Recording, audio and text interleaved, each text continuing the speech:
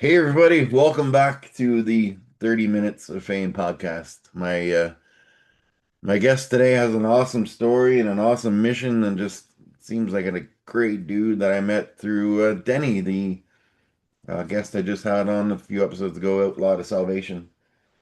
Um, Lorenzo also in Michigan in the good old USA, and there are no tariffs on this episode, so this is a tariff-free episode, man.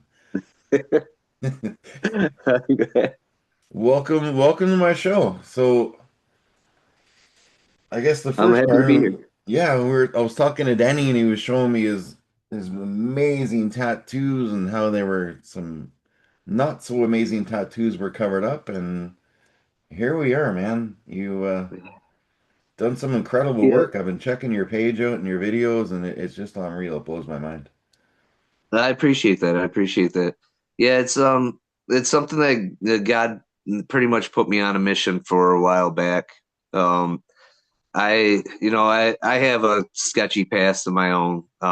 Drug addiction, abuse, the PTSD from military. I've been through the ringer myself, and I had some not so good tattoos on me also at one point, and but what happened was when I got into this industry, I pretty much told God that if you give me the job of my dreams, I'll do your work for the rest of my life. Wow. And I got placed at a shop. I started doing an apprenticeship. I started learning how to tattoo. I've been an artist since I could pretty much pick up a pencil. My aunt was a art major and she had a master's degree in art, so she kind of took me under her wing and taught me a lot with art. But when I had the opportunity to get into the tattoo industry, I kind of, and I know we're not supposed to make a deal with God like that or bribe God or bargain with God, but at the time, I wasn't saved yet. I wasn't, I hadn't been born again or anything. So I pretty much came to him and I was like, look, if you give me the career of my dreams, I'll do your work. And so ever since then, I've been doing free cover ups for people that have gang related tattoos, anti Christian tattoos, hate related tattoos, drug related tattoos, any kind of self harm scars or addiction scars, anything like that. I do free cover ups for people. It's kind of my way of helping to erase the hate and erase the past, erase the negative parts of people's pasts and everything. Because when they when they change their lives or when they even come to Christ and everything, they don't need that constant reminder of who they used to be. And unfortunately, like we know that we're washed clean and all that when we do come to Christ, but the problem is the society looks at us still differently if we have these kind of marks on our bodies or if we have these tattoos on our bodies. So it's kind of my way of doing God's work and being the hands and feet of God and just erasing that hate and erasing that negative standard that people have. Um, That's beautiful, man. I've got three tattoos. Nice. Nothing hateful. I've got a poppy on my arm here, or poppy on my hand just for my military friends. Yep, yep. I've got, you can't even see this. It's like 17 years old, but it's like a support our troops ribbon. Nice. The Nice. yellow is gone. And then on my other arm, I got one that was done for me by a veteran. And so basically, it's a Reaper handing me boxing gloves because boxing pretty much saved my life and saved me from PTSD. And this Nice. veteran, he's got like a 3 year waiting list, but most of his ink is like full body tattoos and stuff. But it's Right. how he keeps his mind good is doing tattoos on people. But so what's that like for you when you see someone, let's say, had like a Nazi symbol or something, and then it's covered I've up with covered like up. with a cross? I've covered up so many of those actually over the years. One of my most memorable ones is I had a gentleman come to me with a Nazi symbol on his chest, and he got it at a young age. But since then, he changed his life. He wasn't like that anymore. And then on top of it, his wife now is a woman of color, and he's even got a mixed daughter. So his daughter is white and black, and Wow. he would he would feel shame and condemnation and everything else, even taking his shirt off in front of his daughter or anything like that. And if they were out in public, he would never take his shirt off, and he was just that ashamed of it. And I was able to cover it up with a nice. I did a heart with gears and mechanical, like because he was a mechanic. So I did like a piston with gears and all that on a heart and everything, and like a realism heart with all that. And when I got done with it, you couldn't see it anymore. And he literally broke down in tears right there in my booth and everything, just because he didn't have to have that regret or that shame anymore. And it was nice. Like I love doing that kind of stuff because I did help change how people are looking at him, and especially since he's got a wife that's a woman of color, and he's got a daughter now and everything that he doesn't want to be around. He doesn't want to show that when he's with them or even when he's not with them, because he changed his whole life. So it gave me an opportunity to kind of help him out and change how he was being looked at and how he was being perceived by other people. And that's a huge thing for people, and that perception that they get from the public, the perception that they get from these people always looking down on them, it can eat away at someone. And if I can help get rid of that and I can help erase that, I'm ready. I'm down for it. Let's do it. That's beautiful, man. So your time in the military, you had mentioned that this was around the time of 9/11 that you were on tours. Yeah, Um, yeah. Um, I went into the military as when I first went in, I went in on the delayed entry program. So I was actually still in high school when I was signed up for the military. uh, But the 9/11 happened my senior year while I was in high school. So as I was waiting to be shipped off for the military, because I was waiting until I graduated to get shipped off, as I was waiting, 9/11 ended up happening, and I had already been signed up in the army at that point as a combat MP. And when 9/11 happened, they shipped us off as quick as they could.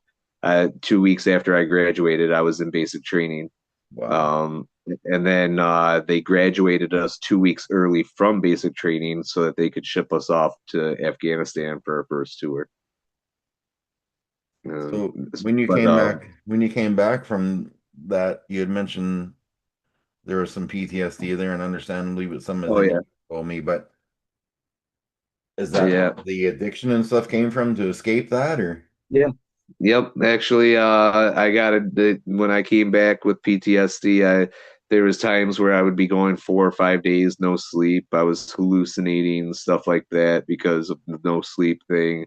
I was having reoccurring nightmares where I'd wake up because the nightmares were so realistic that it seemed like I was right back there, and like I'd wake up choking people and punching people and everything else.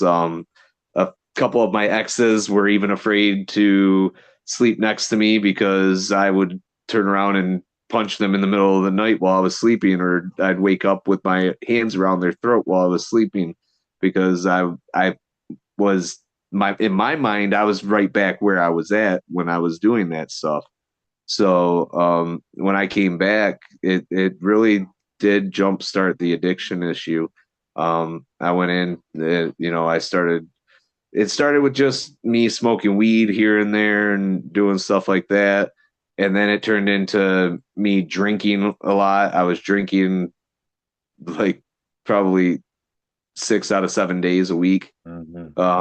And then from there, it turned into doing meth and stuff like that. And I did methamphetamines for a while. Really set my life into a down spiral. In the meantime, while I was doing all that stuff, my ex-wife was actually doing that stuff too. So we were kind of doing it together, getting, doing all these drugs and alcohol and everything together. It caused a bunch of abuse in the relationship. It caused a bunch of problems with the relationship. And it was just a complete downward spiral from there. Until one day I woke up and realized that I had pawned everything that I had off to get the drugs.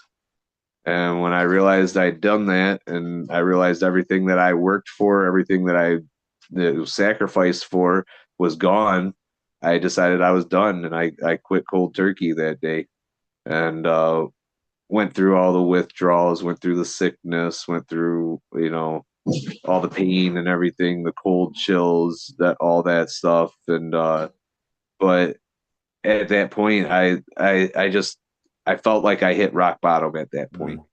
And it was like, okay, well, I'm done. I can't do this anymore. I lost everything I had. And then on top of it, my marriage was in shambles. We were fighting with each other. There was abuse on both sides, to where like I got stabbed with steak knives, cigarettes put out on my neck, ashtrays chucked at my head. You know, I there's points where I grabbed her and threw her to the ground or choked her, or stuff like that. So it was a very volatile, very violent situation that I was in, and especially with the drugs and alcohol involved. And it took a lot to get out of that, and to the point to where I actually, at one point, we actually lost our children. The state stepped in and took our children away from us because of all the drugs and alcohol and abuse and everything. And when I quit doing all that stuff, I pretty much put all my focus on my kids, put all my focus on rebuilding everything. And I started doing whatever I had to do to get my kids back. It took me a good year and a half. Then I was jumping through hoops, how CPS has you do all these different things. So I was doing everything that they wanted me to do. I was spending all my money on attorneys and everything at court, living in my aunt's basement at the time. So it was a really rough point in my life. Like I said, it was pretty much rock bottom. But I did everything I had to do, and I fought real hard, and it took me about a year and a half, but I ended up getting my kids back, and I ended up getting sole custody of them and everything, because my wife just didn't go through with it. She walked away from them at that point. She decided the drugs and the alcohol were still the you know she still wanted to be the alcoholic and the drug addict. She didn't want to try anything else. So You know what's crazy? One of my guests I had on, he was an addict for like 15 years, like drugs, booze, whatever you name it. And then he became a dad, and what he told me he did was so powerful. He took a picture of his daughter that was the exact same size of his bank card, and he glued this picture to his bank card. So if he was ever tempted to go back to that life or go get money out to go to the liquor store or use his card, he had to take out that card and look at his daughter first. that's good. That was Yeah. powerful. And that's, we're all, Yep. you never know what people are going through. I've had veterans on here, doctors, lawyers, a Miss America pageant that were all, Yeah. taken by addiction. And it doesn't discriminate, doesn't care about your bank account or your job Mhm. title. You don't know. And it's such an eye Yep. opener. So Yeah, how and did sorry, I was just gonna say, how did go you go ahead. from your military tour to that to when you came back to church and the God? Like what's So my journey back to church was, it started with my mom and my dad.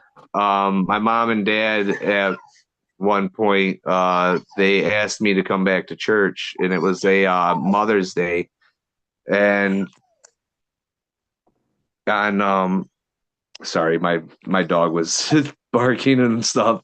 okay? So but on Mother's Day, my mom asked me to come back to church, and when she asked me to go back to church, I started going back to church with my mom and dad. And as I started doing all that, I started kind of going on a regular basis and getting a relationship with God again. In the meantime that was going on, my dad ended up coming down with stage 4 lung cancer. Wow. And when he came down with stage 4 lung cancer, oh, I lost you. Oh, my bad. I'm sorry, my thumb hit the button. Okay, are you That's there? okay. I can edit that out. Sorry about that. All right. So when my dad came down with stage 4 lung cancer, it kind of took me by surprise. And as it took me by surprise, I turned around and kind of I gave up. I gave up on God. I gave up on church. I walked away from it again because my dad was like my best friend. He actually saved me from committing suicide a couple times. He was always there for me and everything. So I turned around and I quit trying. And when I walked away from it, I started like going back into almost addiction stuff again. I started smoking weed again. I started drinking again. Um, Things got pretty bad between my wife now, the wife that I have now, and I.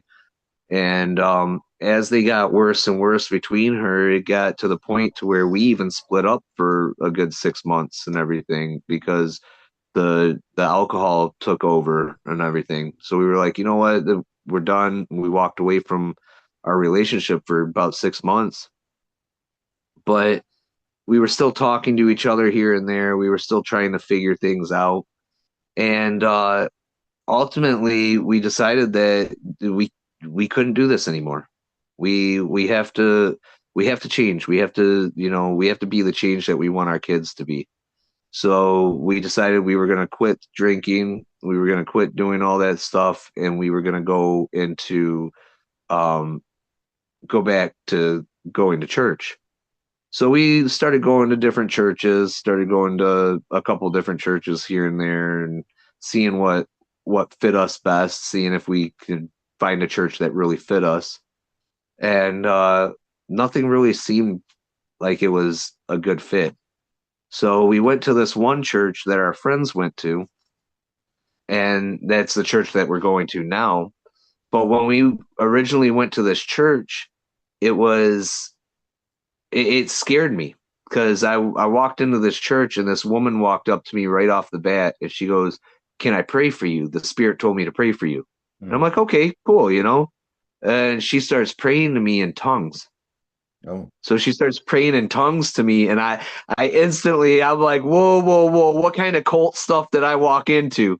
So it scared me away from the church, and I ran from that church. So then I started going to other churches again and checking out other churches. But my daughter kept going to that church with the friends of ours that went to that church. And then one day she decided that she was going to get baptized. Yeah, so I was like, you know what? I'm gonna go back and I'm gonna see my daughter get baptized. So I went back, and that day that I walked into that church, I had the most conviction I've ever felt in my life. It felt like a ton of bricks on my shoulders, just weighing me down, pushing me down. About halfway through the service, it the weight was so extreme and so heavy on me. I was on my knees in tears, just crying like a baby. And I didn't cry. Like I'm ex-military, I'm ex-combat at that. Like I don't crying that yeah right. I don't cry. And so I'm sitting here sobbing like a baby in the middle of church on my knees and everything. And my wife's looking at me. She goes, "What's wrong with you?" I'm like, "I don't know. I'm just bawling." And by the end of the service, it felt like all that weight was just lifted off of me. Like mm. everything was just gone. I had said my piece with God. I repented. I said I was sorry for everything that I was doing, all the wrongs that I was committing. Um, and as I was doing that, it was like all the weight just got lifted off of me. And I looked at my wife and I looked at her and I said, "You know what? This is it." I said, "We got to stay here." I said, "It's all or nothing at this point." Mm. And she looked at me and she goes, "Really?" I'm like, "Yeah." She goes, "Okay." So ever since that day, we stayed with the church that we're at. And it was a slow process because it's been a few years now and everything. But I started, I became a member. Then I got baptized. I was baptized right in Lake St. Clair out over here and everything. Um, then after I got baptized and everything, I started to volunteer for different ministries in the church. So I started volunteering for the outreach ministry. I started volunteering for the evangelist ministry. I started volunteering for like the parking lot ministry, all different ministries, and I started getting more involved. And as I started getting more involved and I started getting deeper in my prayer and everything, it God started to talk to me. He started to, guide me in what he wanted me to do. And as he was doing that, one day I'm in deep prayer, and all of a sudden it just came across I want you to do a Bible study. And I'm like, I'm like, what? You want me to do a Bible? I don't know. I don't do that kind of stuff, you know?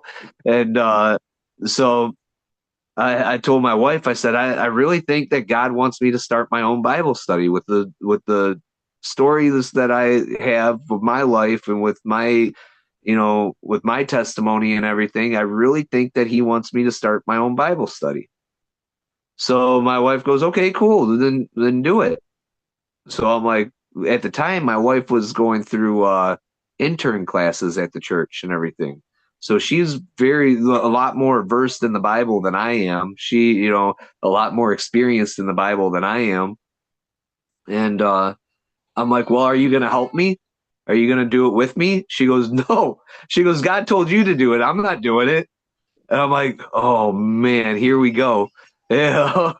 So my first Bible study that I actually did, I think there was maybe three people on there, and two of them were me and my wife.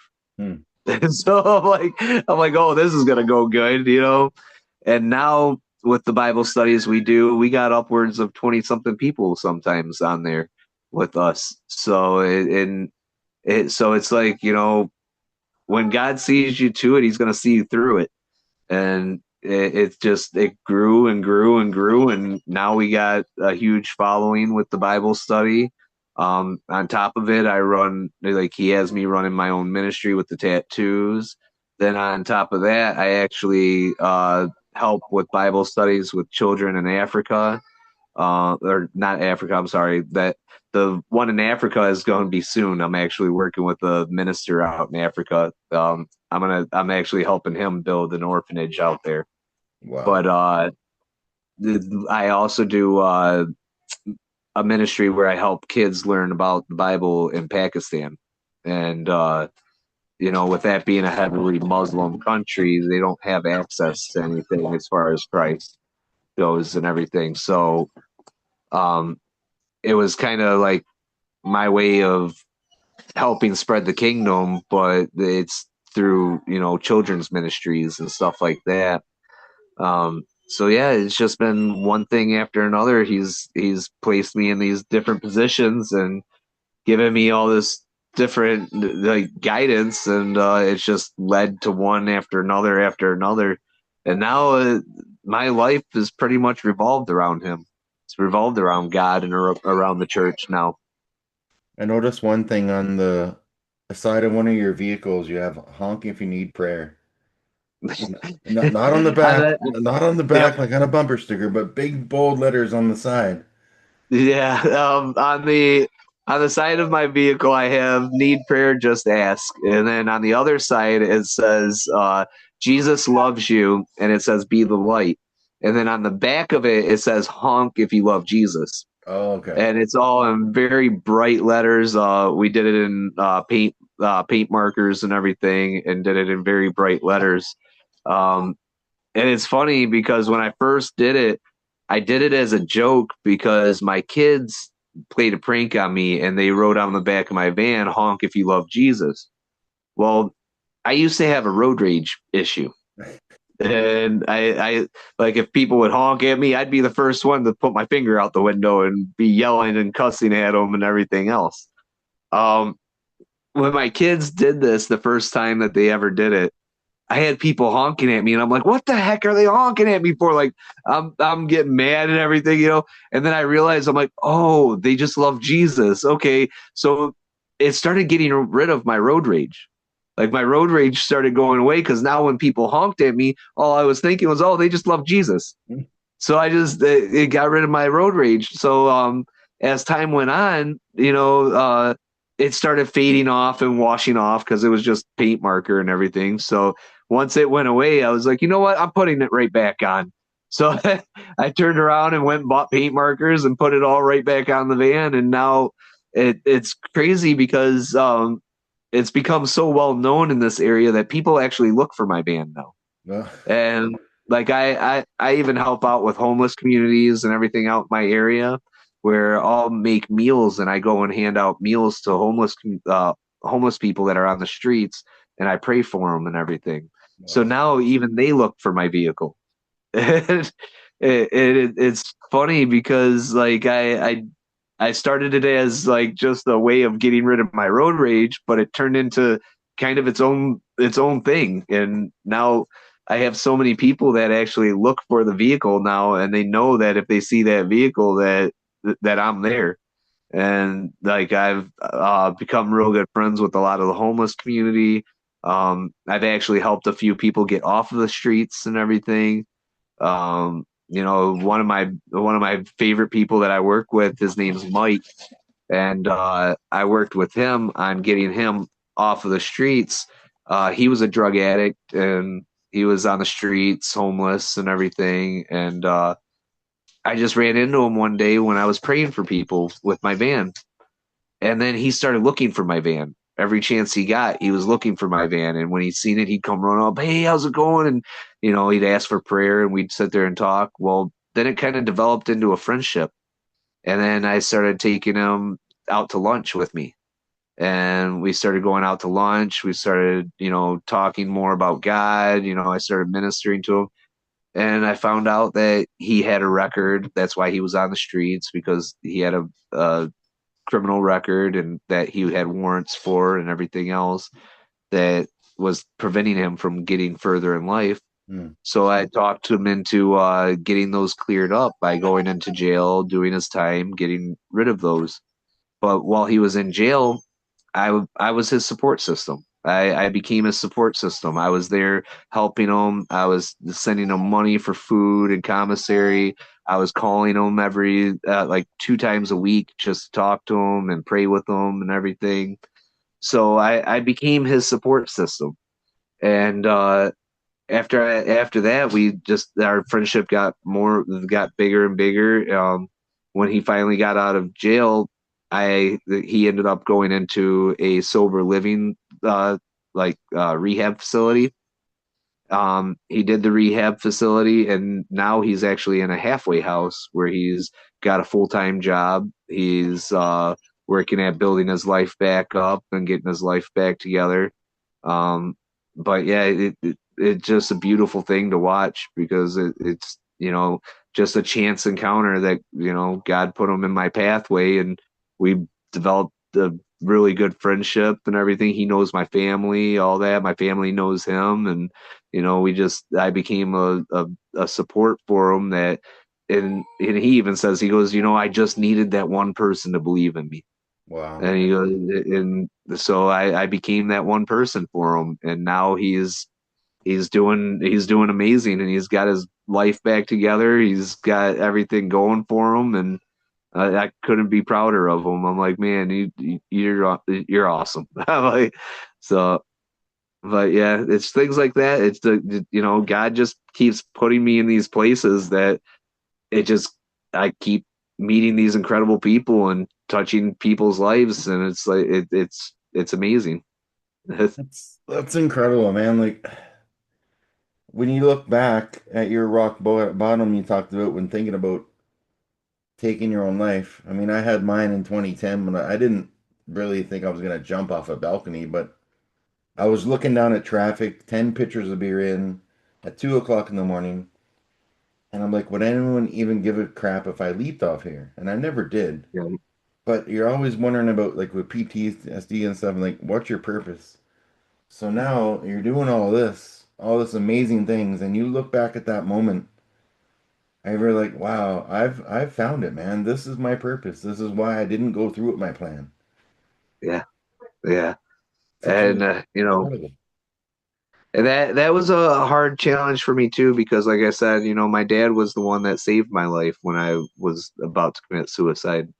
The last time that I tried to commit suicide, I actually had doused myself in lighter fluid and covered my whole body in lighter fluid, and I was trying to light a lighter.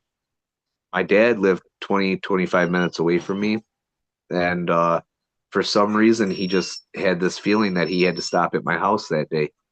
And he stopped at my house, and I was in the backyard trying to light myself on fire. And he tackled me to the ground. The only reason that lighter didn't light was because it was wet with lighter fluid. If that would have dried at any moment and just gave a little spark, I would have been gone. And but my dad, for some reason, had this feeling that, hey, I need to stop at my son's house. And he stopped here, and he seen me, he tackled me to the ground, took it all from me. I went into he placed me in a psychiatric ward at the time for a little bit, you know. Um, but that was the kind of the awakening that I needed at that time. Was okay, I can't be doing this. I got kids, I got family, I got all this. But then my dad came down with the cancer and everything, and when he came down with the cancer, he sat me down one day and he looked at me and he goes, "I need you to promise me that you will never hurt yourself again." And I'm like, and he's sick at this moment, going through chemo, going through all this other stuff. And he goes, "No, I need you to promise me you'll never hurt yourself again. Your mom, your sister, your brother, they all need you." He goes, "And I'm not going to be here to take care of them." And he goes, "And I need you." He goes, "I need you to take care of them and be that man and everything." And it at that moment, it hit me, and I was like, I'm like, okay. And he even looked at me. He said, he goes, "I'm okay with what's going on." He goes, "I know where I'm going," because he was a man of God and everything. He knew who God was. He had a relationship with God. He actually helped build the church up and everything else. He did a lot of different things for God. But he looked at me. He goes, "I'm okay with what's going on. I know where I'm going." He goes, "I'm okay with it." He goes, "I need you to be okay with it too." So I said, I'm like thinking to myself, I'm like, how can I be good with this? How can I be okay with this? You're telling me that I'm losing my best friend, the person that saved my life, and I got to be okay with it. But he talked to me and he's like, I need you to promise me that you're not going to try to hurt yourself ever again. And I made him that promise that day. I told him that, Dad, I'm not gonna do it. I won't hurt myself again. I won't do anything to hurt myself, and I'll be here for mom, and I'll be here for just my sister and my brother. And so at that moment, it kind of gave me that awakening that I needed, and I realized that I had more things going on. I needed to be here for more things. Well, I guarantee you, man, he's damn proud of you now. All this stuff. I've done a lot of these episodes, and about four times now, the hairs, every single hair on my arm has just stood up from the stuff you're. It's like one of my close military friends said to me he had struggled with PTSD for a while, and we used to chat every second day or so. And he said, Dave, we're on the same plane, man, just different sections, Yep. the same battles. And there was actually I had a one of my really good friends. He was in a lab in Afghanistan where six Canadian soldiers died, and he was the only survivor. And so he was Survivor's just guilt. laced with the guilt. And Yep. it just, speaking of your dad getting that reason to come check on you, well, I was on Facebook one night. I was actually intoxicated. I just got home from a bar, but it was the fastest I've ever sobered up because in his Facebook status, he had put, "What would happen if I take my full bottle of whatever the pill was, the PTSD drugs?" I can't remember the name of it. And so I start, messaging friends that live in the same community, like, "Hey, do you know where this guy lives? We just need to go someone to check on him." And another military friend of mine had just randomly messaged me at 3 o'clock in the morning because there was two soldiers killed, and he's like, "Do you know the names?" And if I ever did, I'd never say anything because I'd never want a Right. family to find out through Facebook that hadn't been notified. But I'm like, well, I can't Right. really deal with that right now. I got this going on with this guy, and he's like, "Oh, that's my town." And wait, that's he had literally lived four houses away from this dude, and he knew Wow. of him, like from the base that they're on. So he went Yep. and knocked on his door, and he was kind of shocked. He's like, "I just wanted to see if anyone gave a shit." And now those two are like best friends for life. But just that little inkling, right? It's Wow. you never know. You never know I what can know. happen. And I had completely forgotten about that story until you mentioned. So but man, That's that's good. That's incredible. good. So if people want to find you, if they want to come join this online Zoom Bible study, we popped into there night. How do they?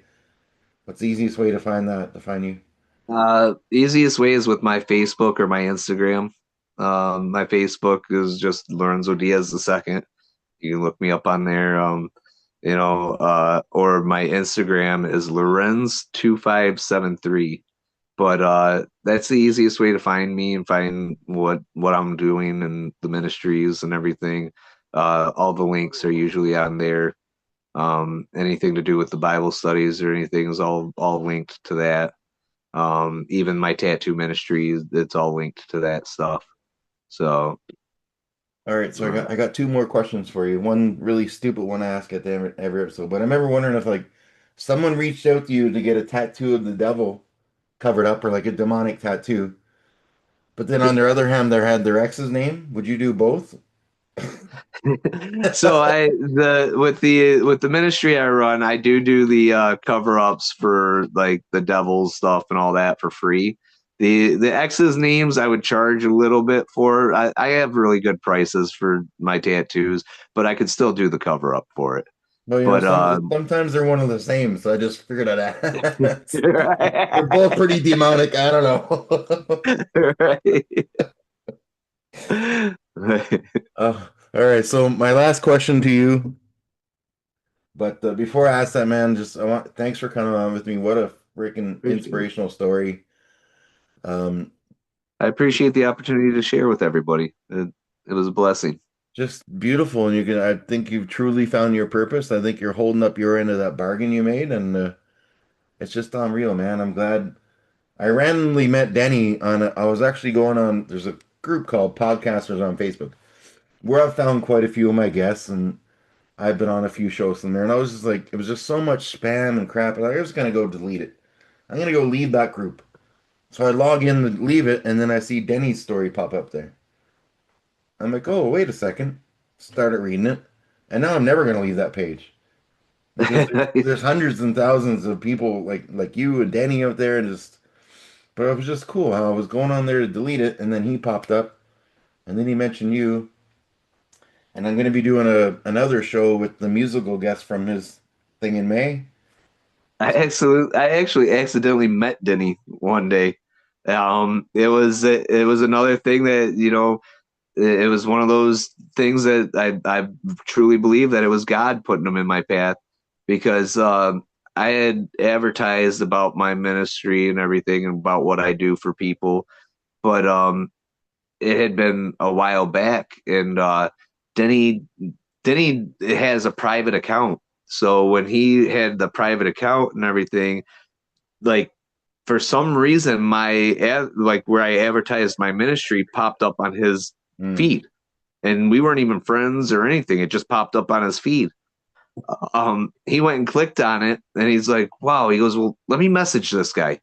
So he messaged me, but I had been so busy at the time that I had a bunch of people lined up already for like the cover ups and everything. So I was working on the ones that messaged me first and then working my way back on the list. And a few months later, I ran across his message and I ended up messaging him, "Hey, I see your message. I could definitely help you out, all that." And he goes, "You got to be kidding me." He goes, "I thought this was fake." Yeah. And he's like, dude, I messaged you months ago. He goes, I thought it was either fake or you just didn't want to do it or something. And I'm like, no, I'm serious, 100% serious. I'm willing to help you out, willing to do any kind of cover ups you got going on. If you got these anti-religious cover ups or these hate cover ups or anything that you need done, I'll definitely help you out. And he goes, man, he goes, yeah, I definitely need help. And he started explaining his ministry to me and explaining how he found God and everything else. And at that point, I was like, "Yep, let's do this. Let's get it covered for you." And we hooked up, and he actually travels quite a few hours just to come down to me to get the cover ups done and everything. And it's been a blessing, and it's been something huge that he's helped. That he's needed help with, and it's helping to change his life. Beautiful. Just beautiful. So I might add in a little clip that he posted on his TikTok here of his Jesus tattoo on the hands, and oh my goodness, it's amazing. I'll see if he'll okay me putting it in here. But all right, man, here's my last question. So a 100-meter pigeon carrying contest. How many pigeons could you fit in your arms and still have in your arms when you cross the finish line?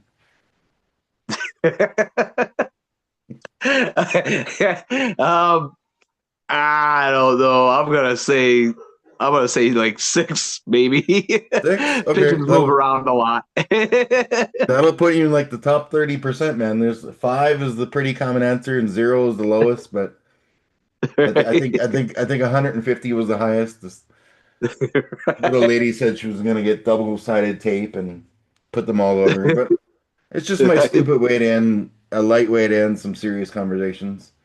But That's good. I've stuck with it. I don't know why, but it's people. Some people seem to like it. I might drop a few if they poop on me. You know, well, I know pigeons poop a lot, so yeah. All right, I might be everybody, dropping them along the way. go go check out all. I'm gonna put Lorenzo's links in the description. Go check him out. Go watch my last episode with Denny. It'll inspire you. Like this is gonna inspire a lot of people too. I believe it. And go pop into one of his Zoom Bible studies. Just do some music with an open mind, and we'll Absolutely. go from there. Everybody else, Everybody's welcome. just say one nice thing to one person every day. It'll change your life. I've been doing it since my New Year's resolution, and it's the easiest one I've ever kept. Say, hey, you know what? I like your shoes. Or someone's playing a song online, just say, that's a great tune, man. You can make an impact in someone's life just by being kind. Absolutely.